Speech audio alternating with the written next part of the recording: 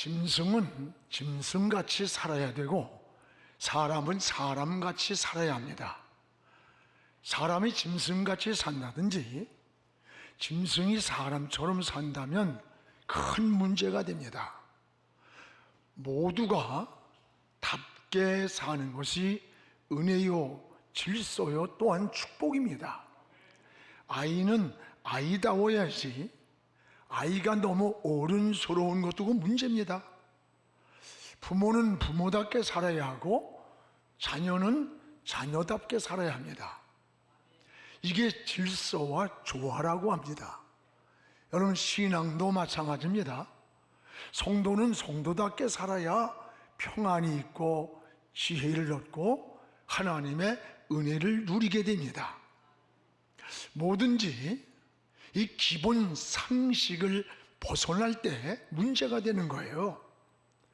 개가 사람을 물었다면 그건 뉴스가 되질 않아요.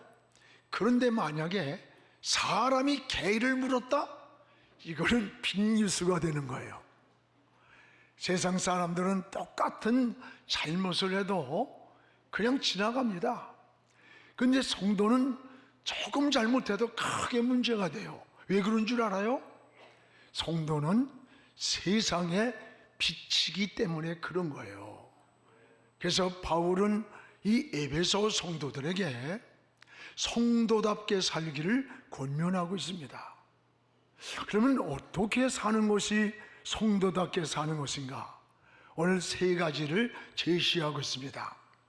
하나는 1절에 이렇게 말씀합니다. 따라합시다. 부르심에 합당한 자가 되라. 부르심에 합당하게 살라는 거예요. 우리 1절을 같이 한번 읽겠습니다. 그러므로 주 안에서 갇힌 내가 너희를 권하노니 너희가 부르심을 받은 일에 합당하게 행하라. 내가 주 안에서 갇힌 내가 너희에게 권면한다. 너희가 하나님이 부르신 그 모습에 합당한 목적을 향해 살라는 거예요. 지금 바울은 어디 있습니까? 감옥에 갇혀 있어요. 그러면서 에베소 성도들에게 보내는 메시지입니다. 바울은 자신이 감옥에서 당하는 그 고통과 괴로움과 그 힘든 이런 걸 위해 기도를 부탁하는 게 아니고 오히려 에베소 성도들이 저 바깥에 사람이 보기에 하나님이 보시기에 좀 성도답게 자녀답게 살아라, 이거를 권면하고 있는 겁니다. 하나님의 자녀로 부르신 그 목적을 따라 하나님의 자녀가 자녀답게 사는 일이 중요한 거예요.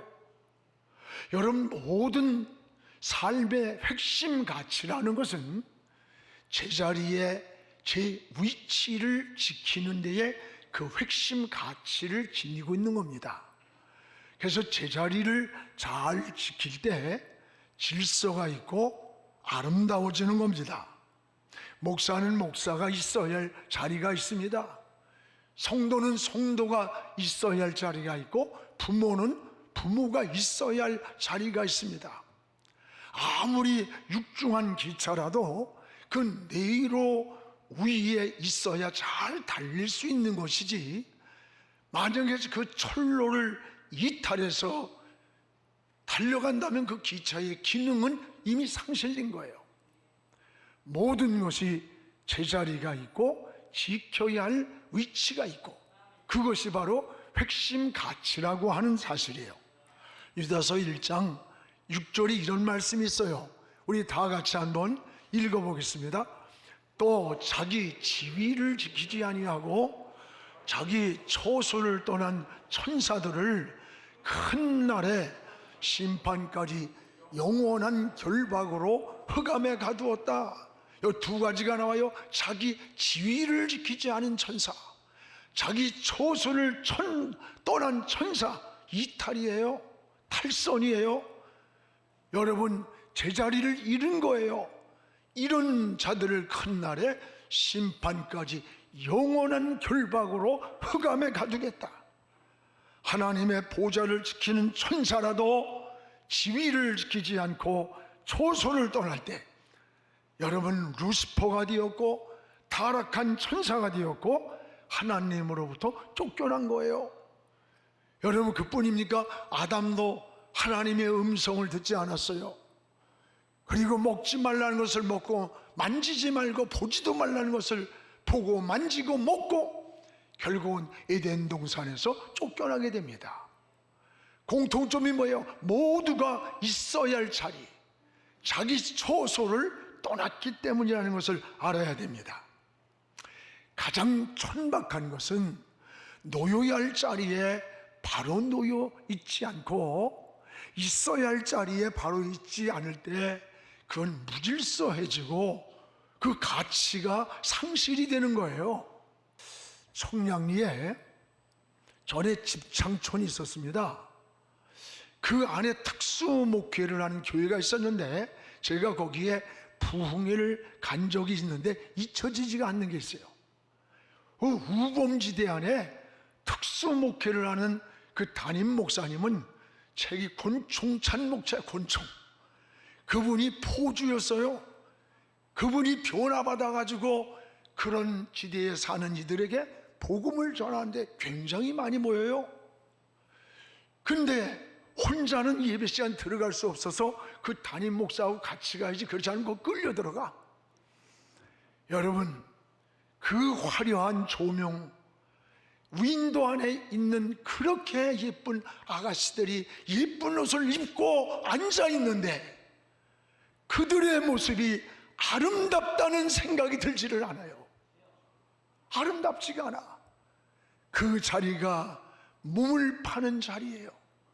있어야 할 자리가 아니기 때문에 아름답지가 않은 거예요. 여러분, 성도는 그리스도의 편지라고 그랬어요. 그래서 고린도 후서 3장 3절에 우리 한번 같이 읽어봅시다. 너희는 우리로 말미암아 나타난 그리스도의 편지니. 너희는 그리스도의 편지라. 편지가 뭐예요? 그 보낸 사람의 마음과 생각이 담겨져 있는 게 편지예요. 오늘 주님은 우리를 향해 너희는 그리스도의 편지다. 다시 말하면 편지를 보고 너희를 보고 세상 사람들이 아, 주님은 이런 분이구나, 주님은 이런 마음이구나, 이런 사랑이구나, 이것을 알게 된다는 사실이에요. 오늘 사랑하는 여러분, 우리의 신앙도 그리고 주님도 너희는 세상의 소금이라고 했고 빛이라고 했습니다. 그리고 소금이 맛을 잃으면 무엇으로 짜게 하겠느냐? 밖에 버리고서 사람들에게 밟힐 뿐이라 가치를 잃는다는 거죠. 이 바닷물의 3%가 바닷물이 부패하는 그것을 방지한대요. 지금 우리 그리스도인들이 정치, 경제, 사회, 문화, 교육 각 분야에 없는 데가 없어요. 그런데 이 세상에 변화가 일어나질 않아. 정화가 되질 않고 거리가 가질 않는 거예요. 왜 그렇습니까? 하나님의 자녀들이 자녀답게 살아야 할 이 고민이 여기 있는 거예요. 그러면 우리는 어떻게 사는 것이 우리가 성도답게 사는 것인가를 깨달아야 돼요. 오늘 2절에 이렇게 말씀합니다. 따라합시다. 그리스도의 성품, 그리스도의 성품을 닮아가는 것이다 그랬어요. 우리 2절을 같이 한번 읽겠습니다. 모든 겸손과 온유로 하고 오래 참음으로 사랑 가운데서 서로 용납하라. 오늘 2절 가운데 4가지 그리스도의 성품, 성령의 열매라고 표현할 수 있는 내용이 나옵니다. 온유, 겸손, 인내, 용납이라는 말이 나옵니다. 여러분, 성품이나 그 열매라고 하는 것은 본질적으로 그 DNA가 같아야 같은 열매가 맺는 거예요. 그래서 예수님도 엉겅퀴에서 무화과가 달리겠느냐? 가시나무에서 포도 열매 절대 안 달린다는 거예요. 왜? 속성이 다르기 때문에. 자식이 잘났든 못났든 그 부모를 닮아 나오는 것은 그 부모의 DNA를 받았기 때문이에요. 우리 그리스도인들은 예수 그리스도의 피가 우리 영혼 속에 흐르는 거예요. 그래서 그리스도인이라고 하면 주님을 닮는 겁니다. 외모만이 아니에요. 그 기질을 닮아요. 성품을 닮는 거예요. 본능적으로 DNA가 같기 때문이라는 거예요. 여러분, 달걀과 오리알, 꽁알을 어미달에다가 부화를 시켰답니다. 오리알에서 나온 오리 새끼는 부화가 되자마자 물로 그냥 거침없이 들어가더래. 또 꽁알에서 나온 꽁 새끼는 날개를 치고 나더니 걷기 시작하면서 그냥 산으로 기어 올라가더래. 결국은 남은 것은 달걀 속에서 나온 병아리만 어미 주위를 뱅뱅 돌면서 떠나지 않더랍니다. 왜 그렇습니까? 그 속에 DNA가 같기 때문에 속성대로 움직이는 거예요. 맹수가 여러분 어릴 때는 고양이 같고 애완견 같이 보이지만 조금만 가보세요. 호랑이 새끼는 호랑이 짓을 하는 거야. 그 기질이 거기에 있기 때문에 그런 거예요. 오늘 예수 믿는 성도는 예수 그리스도의 DNA를 가지고 사는 거예요. 예수 그리스도의 DNA가 뭐예요?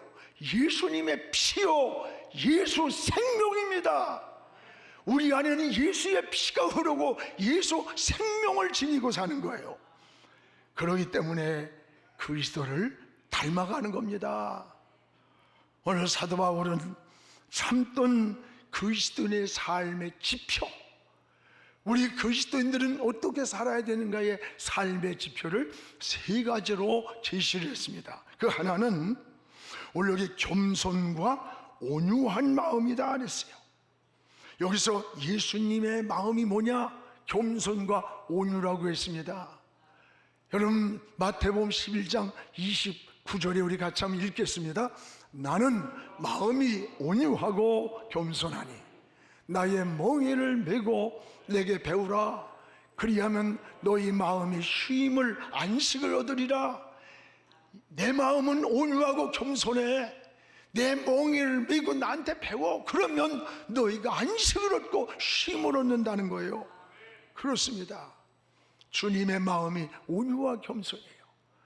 어느 날 스폴전 목사님에게 성도가 찾아와 이런 질문을 합니다. 목사님, 은혜 받는 비결이 뭡니까? 겸손입니다.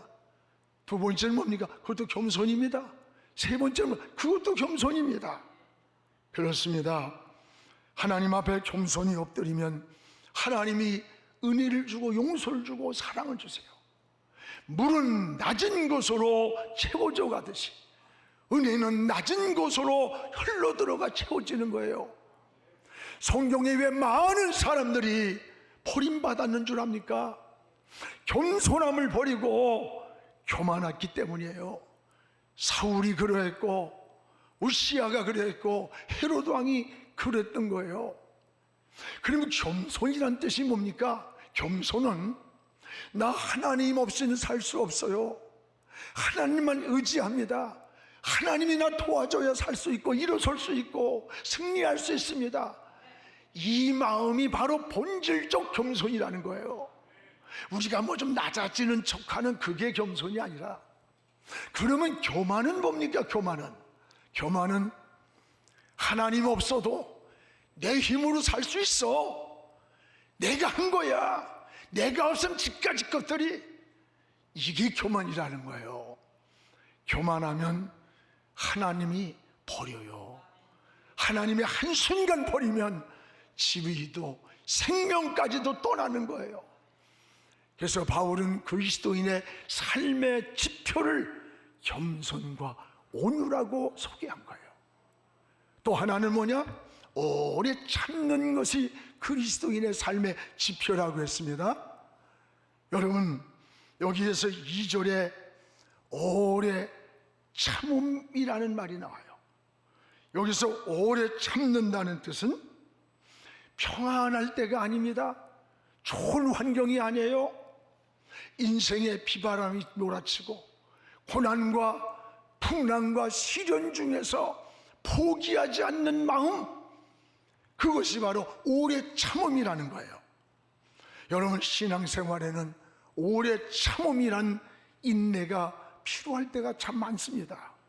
그래서 야고보서 5장 11절에 우리 같이 읽어보겠습니다. 보라, 인내하는 자를 우리가 복되다. 너희가 욥의 인내를 들었다. 주께서 그의 결말을 보았다. 주는 가장 자비하시고 긍휼히 여기시는 하나님이라고 그랬어요. 욥의 인내를 네가 보았다. 인내하는 자가 복이 있다. 욥이 어떤 사람이에요? 동방의 의인입니다. 정직했습니다. 진실했습니다. 하나님을 경외하는 자였습니다. 그가 당하는 환난이에요. 어느 날 집이 무너졌습니다. 저 스파 사람들이 와서 재산을 약탈해 갔습니다. 그 집이 무너진 집에 자식이 죽고 또 여러분 온몸에 악창이 났어요. 괴로워하는 거야. 그때에 그래도 이해해 줄 만한 아내마저도 하나님이 살아있다면 어떻게 그럴 수 있느냐, 하나님이나 원망하고 죽으라고 하면서 어디론가 떠났어요. 여러분, 여자 너무 믿지 마. 그 결국은 아내가 떠났어.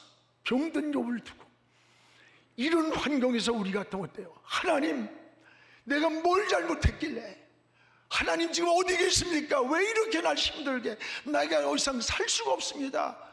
절망과 좌절과 원망이 기본적 사람들의 모습일 거예요. 그런데 욥은 무릎을 꿇으면서 옷을 찢으면서, 하나님, 주신 것도 하나님, 거둔 것도 하나님이에요. 내게 모든 것이 적신으로 왔는데 돌아가도 그 하나님 은혜예요. 하나님을 원망하지 않고 신앙이 무너지지 않았음을 소개합니다. 하나님은 이런 욥에게 갑절의 축복을 줬어요. 인내하는 욥의 결말을 보라는 거예요. 기도하는데도 인내가 필요해요. 하나님의 시간표가 있어요. 하나님 때가 있습니다. 여러분이 남편을 위해서, 자녀를 위해서, 이웃을 위해서 여러분 기도하고 있다면 그것을 포기하지 마세요. 이루어지지 않았다고 낙심하지 마세요. 끝까지 기도하시기를 바랍니다. 여러분 잘 아는 조지 뮬러는 5만 번의 기도 응답을 고백합니다. 그는 기도하면 즉시 응답이 나타나고 하루, 이틀, 한 달, 두 달 너무 많은 은혜를 체험했어요. 그런데 자기의 친구 켈러를 위해서 40년을 기도했어요. 하나님께 돌아오질 않는 거예요. 마지막 임종이 올 때, 하나님, 내가 이 세상을 떠나노래도 내 사랑하는 친구 켈러가 하나님께로 돌아올 것을 위해 기도합니다. 장례식 날 임종 때 한 기도문을 틀었습니다. 거기에 참석했던 친구가 눈물을 흘리면서, 나는 내 친구 켈러가 나를 위해 40년을 기도했다는 사실이 믿어진다. 나는 하나님이 누군지를 잘 모른다. 그러나 내 친구 뮬러가 믿은 하나님을 나도 믿는다고 고백을 하면서 그가 가지고 있던 모든 재산을 다 바쳐서 조지 뮬러가 하다 남은 고아원의 사업을 다 재산을 투자해서 이어갔던 겁니다. 사랑하는 여러분, 우리가 살다 보면 어려울 때 있어요. 힘들 때 있어요. 비바람 맞을 때 있어요. 무엇이 안 된다고 낙심합니까? 포기합니까? 하나님의 때가 있습니다. 하나님의 인도함이 있습니다. 하나님을 바라보며 인내하는 신앙 되기를 주의 이름으로 축원합니다. 또 하나 우리 신앙인의 삶의 지표는 뭐냐? 여기 사랑 가운데 서로 용납하고 라는 말씀이 나와요. 여러분, 서로 용납한다는 말은 반드시 상대가 있음을 말해주는 거예요. 무조건 관용을 베푸는 게 용납이 아닙니다. 여기 서로라는 말을 주목하세요. 잘못을 뉘우치고 철저히 죄를 회개하고 돌아서는 그런 사람을 우리는 끝없이 용서를 베풀어야 된다고 하는 말씀이에요. 베드로가 어느 날 주님 앞에, 주님, 우리가 잘못한 인간들에게 7번쯤 용서해 줄까요? 그 말할 때는 그래도 배짱 있게 얘기해요. 7번이니까. 근데 예수님 뭐래요? 얀마 7번이 아니라 70번이라도 용서를 해야 돼. 그러면 77이 49, 490번하고 491번 때는 작살내라는 거냐? 그 얘기가 아니라 끝이 없는 용서, 끝이 없는. 그러면서 주님이 일반 달란트 비유를 하는 거예요. 일반 달란트 빚진 자의 비유로 말씀을 하셨던 거예요. 오늘 여러분, 이게 신앙인의 모습이에요. 또한 여러분, 끝이 없는 용서, 이게 성경이 말하는 거예요. 또 여러분, 가늠하다가 현장에서 잡혔어요. 이 여인은 체념하고 이제 돌에 맞아 죽을 그냥 그런 마음을 가지고 있는 거예요. 이 여인을 수많은 사람들이 정죄를 하고 몰려왔을 때 주님은 죄 없는 자가 먼저 돌로 쳐봐라 말이야. 그러면서 가늠한 여인을 지켜줬던 거예요. 그 가늠한 여인을 보호하고 방패가 되고 지켜줬어요. 그리고 너 정죄하는 자 있냐? 없다. 나도 너를 용서해준다. 용서했어요. 여러분, 잘못을 뉘우치는 자, 정말 회개하고 돌아온 자에게는 끝없는 용서를 베푸는 게 오늘 우리에게 삶의 지침을 에베소서를 통해서 제시하는 겁니다. 그러나 뉘우침이 없어요. 속여요. 외식을 해요. 가식이에요. 거짓말을 해요. 이런 바리새인 서기관들을 향해서는 주님이 얼마나 무섭고 단호하게 정죄를 하면서 책망을 했어요. 이 독사의 새끼들아, 너희 속은 회칠한 무덤 속 같다. 앞에는 아주 거룩하게 꾸며놓은 잔디 같은데 그 잔디 속에 파헤치고 나니까 공동묘지에 회칠한 썩은 송장이 들어있는 것 같은 너희들의 이중성이라는 거예요. 무섭게 주님이 책망을 하셨어요. 여러분, 하나님은 공의와 사랑입니다. 여러분, 하나님의 공의가 뭡니까? 죄 지으면 죽으리라 해서 죽으리라. 그래서 하나님의 아들을 십자가에 내어주심으로 하나님의 죄값을 치르게 하신 거예요. 그리고 자기의 아들을 우리에게 주심으로 우리를 사랑하신 인류를 살린 겁니다. 그래서 하나님은 항상 공의와 사랑이 병행되어 있다는 것을 깨달아야 돼요. 우리 그리스도인들이 뭐 어떤 문제가 생겼을 때 비실비실하고 말이야, 예수 믿는 것 때문에 맨날 손해나보고, 아니에요. 예수 믿는 사람들은 당당해야 돼. 사업도 당당히 하고 정치도 당당하게 하고. 알아? 쓰레기 같은 인간은 쓰레기를 쳐버려야 되는 거야. 그게 그리스도인의 모습인 거야. 왜 비실거려? 왜? 우리 예수 믿는 들이 당당하고 그러다가 권리만 찾고, 여러분들이 그러면 안 돼요. 그 후에도 희생하고 헌신하고 역시 예수 믿는 사람이 달라라고 하는, 이게 그리스도인들이 바로 사랑인 거예요. 그래서 사도 바울도 지금 사랑 가운데 서로라는 말 붙이면 서로라는 거예요. 오늘 사랑하는 여러분, 사람이 살면서 평안하게 사는 법이 뭔지 알아요? 적을 만들지 않고 사는 거예요. 여러분, 적을 만들면 자신도 언젠가는 그 발목에 잡힙니다. 그래서 고통이 오고 불안이 오고 항상 그걸 방어하기 위해 준비를 하며 사는 거예요. 그런데 적이 멀리 있지 않다는 데 문제가 있어요. 여러분, 성경이 예수님이 적이 원수가 네 집안에 있다? 아야, 이거 참, 집안에 그러면 남편이 원수냐? 아내가 원수냐? 자식이 원수냐? 부모가 원수냐? 그런 뜻이 아니에요. 집안이란 말은 가까이 있다는 거예요. 가까이. 적이 원수가 가까이 있다는 말이에요. 여러분이 가장 믿었던 사람, 가까운 사람, 가장 잘 아는 사람이 배신을 하는 것이 80%랍니다. 여러분, 사회에 일어나는 사건들을 보세요. 믿었던 기사가, 믿었던 비서가, 곁에서 믿어줬던 친구가 배신을 하면서 인생을 무너뜨리는 거예요. 사람이 사람을 믿지 못한다는 게 얼마나 불행한 겁니까? 근데 성경은 어디 한 군데도 사람 믿으라는 데 없어요. 사람은 사랑의 대상이지 믿을 대상은 아니야. 우리의 믿음의 대상은 하나님밖에 없다는 것을 감사하시기를 축복합니다. 이것이 그리스도인의 삶인 거예요.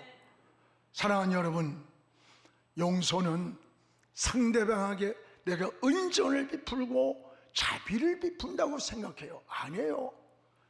용서는 나 자신을 병들게 하는 고통으로부터 자유를 얻는 겁니다. 내 영혼이, 내 삶이 치유를 받는 거예요. 오늘 사도 바울은 성도답게 살아라, 성도답게 살아라. 온유와 겸손과 인내와 서로 용납함으로 예수 그리스도를 닮아가라는 것이에요. 오늘 우리가 성숙한 그리스도인으로 이 세상의 소금이 되고 빛이 되기를 주님의 이름으로 축원합니다. 그리고 또 하나는 연합된 공동체가 하나 되기를 힘쓰라는 거예요. 오늘 4절부터 우리 한번 말씀을 5절까지 읽겠습니다. 몸이 하나요 성령도 한 분이니 이와 같이 너희가 부르심의 한 소망 안에서 부르심을 받았느니라. 주도 한 분, 믿음도 하나, 세례도 하나, 6절에는 하나님도 한 분, 성부, 성자, 성령이 다 한 분이라는 거예요. 성경에서 말하는 하나라는 개념은 어느 객체를 말하는 게 아니라 여럿이 모여진 연합된 공동체를 하나라고 하는 거예요. 영안교회 한 사람 한 사람이 하나가 아니에요. 영안교회라는 이 공동체 자체가 하나인 거예요. 우린 하나 되기를 기도하고 힘쓰라는 거예요. 여러분, 우리는 하나가 되기를 힘써야 돼요. 마음도 하나가 해야 되고 여러분의 가정도 하나가 돼야 됩니다. 여러분, 자꾸 가정 안에서 분쟁이 생기고 갈등이 생기면 행복이 금이 가고 깨져요. 집안이 여러분 안식처가 돼야 됩니다. 내 집이 초라할지라도 날이 저물고 힘들고 지치면 집으로 막 달려가고 싶어야 돼. 왜? 기다리는 사람이 있잖아. 찾고 있고, 그리고 사랑하는 사람이 있고, 쉴 곳이라고 할 때 그곳을 찾아가는 거예요. 그런데 집안에 갈등이 있고 분쟁이 있으면 자녀들도요, 집에 들어가기 싫어. 밖에서 돌아요. 그래서 탈선하는 겁니다. 탈선하는 자녀들이 무슨 돈을 덜 주고 용돈 덜 주고 부모가 지식 수준이 부족해서 탈선하는 게 절대 아니라는 거예요. 교회도 마찬가지예요.